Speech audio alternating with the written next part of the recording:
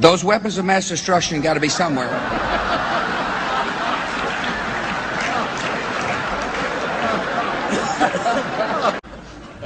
Nope, no weapons over there.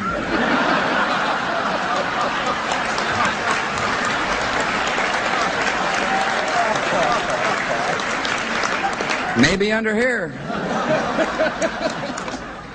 Or are they really just weapons of mass deception? Footage of alleged nuclear explosions, when analyzed with a critical eye, reveal undeniable evidence of photo trickery. In much of the early black and white test footage, filmed in the 50s and 60s, and shown on newsreels and fear-mongering films, it is clear we are looking at fake model sets complete with miniature houses, vehicles, and trees. Notice the unrealistic and unnatural perfect rows of disproportionately thin trees. After the flimsy model trees are blown to one side, the film quickly cuts to clips of actual trees in some other location. Similar to how a stunt double changes with the main actor during the crucial action scene, these clips intersperse or sometimes superimpose footage of models with reality. The first H-bomb test, known as Ivy Mike, looks more like some stop-motion lava lamps than an explosion. Many other supposed nuclear tests appear to mix sped-up footage of sunrises with real explosions to give the effect of a much bigger blast. Footage from Operation Dominic appears to show a sunrise with the brightness slider rising in post-production. Suspiciously, in some videos, the explosions are so violent as to obliterate entire houses in an instant, but yet the camera filming right next to the house survives unscathed and unshook. The blast often comes from behind the camera, and not, as they claim, from a protected location far outside the blast radius. Someone moves the camera just before and during some of the blasts, and the camera is positioned at an oddly unrealistic height. What kind of shielded tower would the camera and cameraman have to be enclosed in to survive such a test? If nuclear bombs actually exist, why would there be a need to fake footage of nuclear explosions?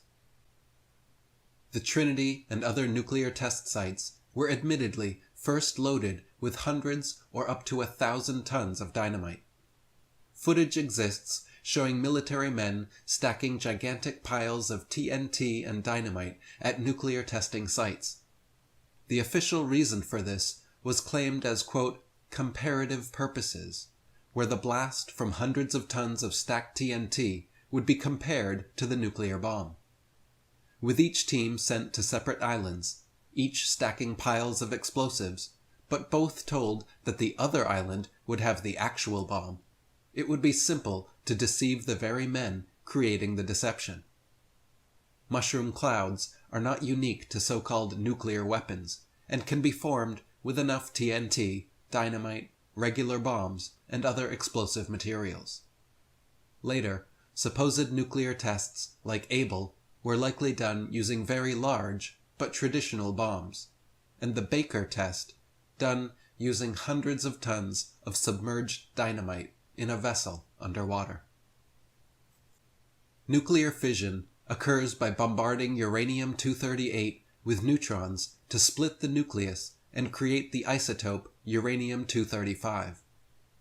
During this split, mass is lost and converted into kinetic energy, which is known as nuclear fission.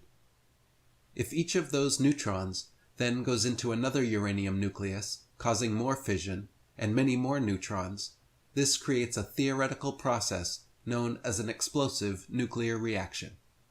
Enrico Fermi's famous nuclear chain reaction test was done by stacking massive amounts of graphite and embedding balls of uranium within, so that when the neutrons started flying through, they would be slowed by the graphite, collide with the uranium, release more neutrons, and then those neutrons would continue in a chain reaction pattern.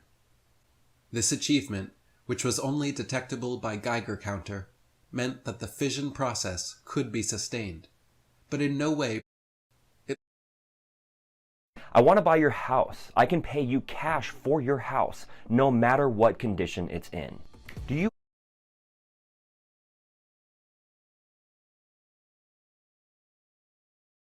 It looks more like some secondary blast began mid-air. The footage of the Hiroshima and Nagasaki explosions look very different from the many other test examples shown previously, each of which also looked very different from one another. In reality, Hiroshima and Nagasaki were firebombed, just like Tokyo and many other Japanese cities.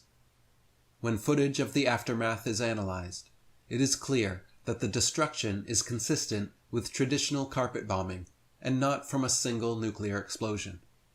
If the damage shown in footage from the aftermath of Hiroshima and Nagasaki was actually from these nuclear bombs, there would be a single central circular blast radius showing the most destruction at the center point, with gradually less expanding outwards.